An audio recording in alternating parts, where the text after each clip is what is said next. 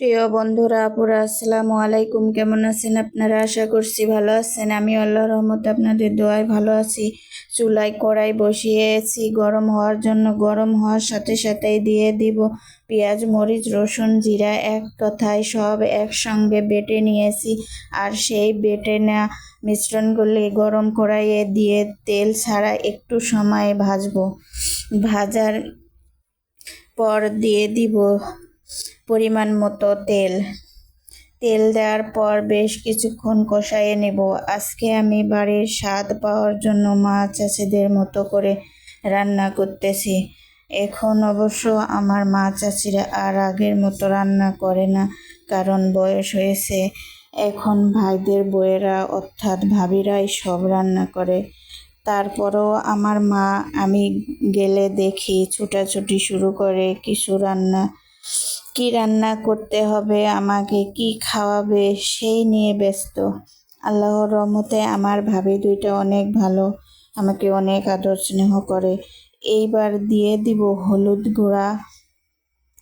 গুঁড়া দেওয়ার পর আবারও বেশ কিছুক্ষণ কষাইয়ে নেব। এভাবে আমার নানিও কষায়ে কষায়ে রান্না করতেন। আমাকে বলতেন, শোন, পেঁয়াজ মশলা অনেক সময় নিয়ে কষাতে হয়, তাহলে অনেক স্বাদ হয়।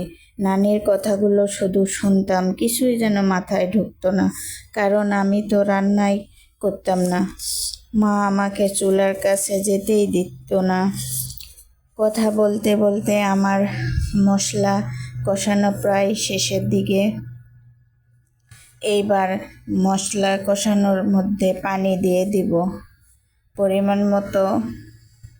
অল্প কিছু পানি দিয়ে আবার কষায় নেব।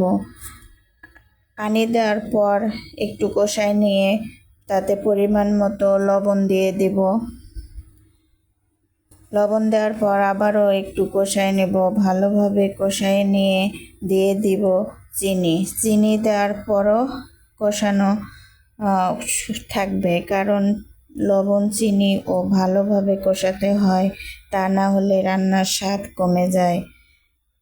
আমি যে এত কিছুর আয়োজন করতেছি কিসের জন্য, কি রান্না করব এখন, সেটি তো আপনাদের সাথে শেয়ার করিনি। শেয়ার তো অবশ্যই করব।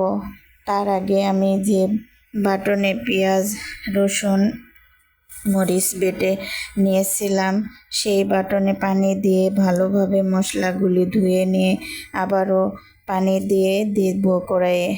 পানি দেওয়ার পর ভালোভাবে কষাইয়ে নেব। আর কষানোর সময় কড়াইয়ের চতুর্দিকে লেগে আছে, সেগুলো উঠাবো।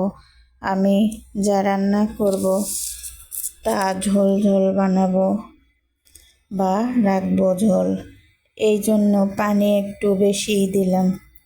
এইবার আপনাদের বলেই ফেলি, আমি এখন কিসের ঝোল বানাবো।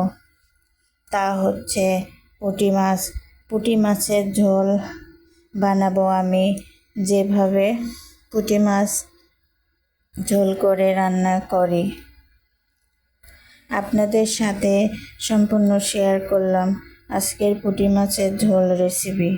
কার কার পছন্দ জানাবেন। আমার জানা মতে অনেকের পছন্দ এই পুঁটি মাছ, কিন্তু কাঁটার ভয়ে পছন্দের মাছটি অনেকে খায় না। আমার বড় ভাই যে কোনো মাছ পছন্দ করে, পুঁটি মাছও পছন্দ করত। অনেক আগে একবার গলায় কাঁটা লেগে যাওয়ায় আজও পুঁটি মাছ খায় না। আমার ভাইয়ের মতো অনেকেই এরকম খায় না। ভালো থাকে না।